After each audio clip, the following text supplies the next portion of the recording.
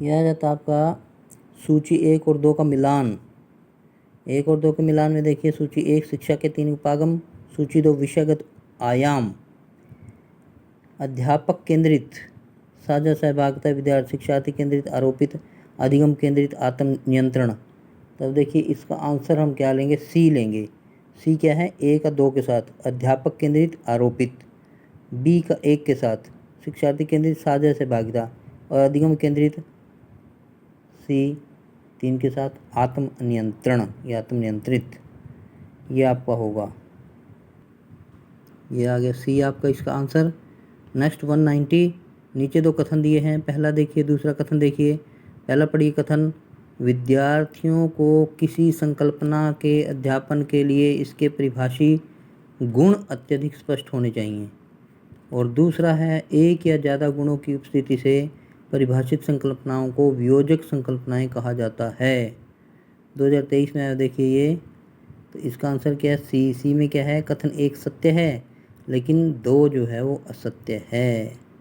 2 क्या लिख रखा है, एक या ज़्यादा गुणों की उपस्थिति से परिभाषित संकल्पनाओं को वियोजक संकल्पनाएं कहा जाता है। ये 2 गलत है। 191, विद्यार्थी केंद्रित शिक्षण परिवेश में विद्यार्थी क्या करता है, बताइए। डी क्या है, केवल ए और डी, यानी कि अपने स्वयं के अधिगम में सक्रिय रूप से सहभागिता करते हैं और वे निर्णय करते हैं कि वे क्या और कैसे सीखेंगे। ये है विद्यार्थी केंद्रित शिक्षण परिवेश में विद्यार्थी, यानी कि जो स्टूडेंट है, यानी कि चाइल्ड सेंटर्ड टीचिंग इन्वायरमेंट। इसके बाद नेक्स्ट क्वेश्चन है 192, निम्नलिखित में से कौन से शिक्षण मॉडल सूचना विकास मॉडल के प्रकार हैं। तो शूमैन का है, प्रयोगशाला है, गेगने का है, सामाजिक परिप्रेक्ष्य है, और जेरोम ब्रूनर का मॉडल है। तो ये आपने सभी मॉडल पढ़ने हैं, ये दिए हुए हैं एजुकेशन की बुक में मिल जाएंगे और कहीं ना कहीं आपको मिल जाएंगे मॉडल। आप इन मॉडल को जरूर पढ़ें, इससे आपको थोड़ा डेप्थ नॉलेज हो जाएगी। तो कोई भी क्वेश्चन घुमा फिरा कर कहीं कोई देता है तो वो आपका क्वेश्चन आप वो कर पाएंगे। ये देखिए, इसके बाद जो आंसर है आपका वो है ए, यानी कि शूमैन का मॉडल, गेगने का और जेरोम ब्रूनर का मॉडल, ये इसका आंसर है जी। इसके बाद 193 में देखिए, नीचे 2 कथन दिए गए हैं, ए और बी।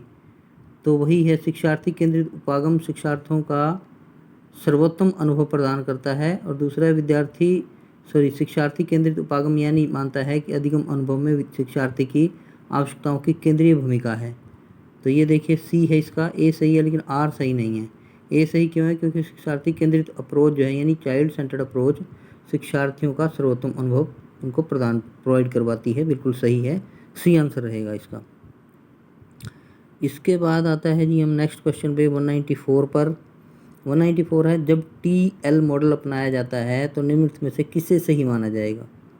ये 2020 में आ रखा है, 2 बार 2 शिफ्टों में, इम्पोर्टेंट क्वेश्चन है। अब एक्सप्लेनेशन में देखिए कि TL मॉडल एक प्रकार का दृष्टिकोण है जो शिक्षण अधिगम वातावरण को बेहतर बनाता है, जिसमें शिक्षकों और शिक्षार्थी के व्यवहार भी सम्मिलित होते हैं। अतः TL मॉडल शिक्षण और अधिगम में अभिन्न संबंध को सही मानता है। बी क्या है, शिक्षण और अधिगम में अभिन्न संबंध होता है। ठीक है जी, ये 194 था क्वेश्चन। इसके बाद 195 क्वेश्चन क्या है, शिक्षण का प्रतिमान निम्नलिखित में से किसका विवरण वर्णन होता है।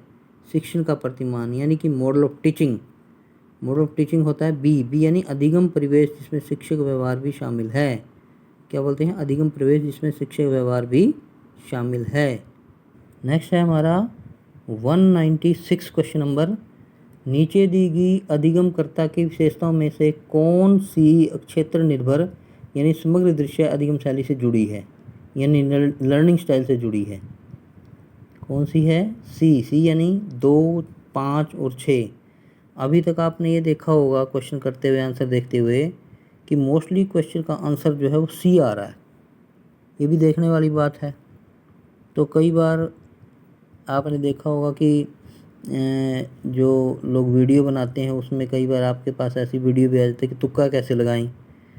तो ऐसा कई बार चांस हो जाता है कि नहीं आता, तो कहीं ना कहीं बी या सी को लगा के आप समझ सकते हैं कि चलो बेड़ा पार हो जाए। तो ऐसा भी कई बार हो जाता है, तुक्का भी लग जाता है कहीं ना कहीं। तो सी आ रहा है बार बार आंसर। तो 2, 5 और 6। दूसरा क्या है, अवधारणाओं को व्यक्तिगत अनुभव से जोड़ना। और फिफ्थ है आपका प्रतिस्पर्धा के सापेक्ष सहयोग को ज़्यादा महत्व देना।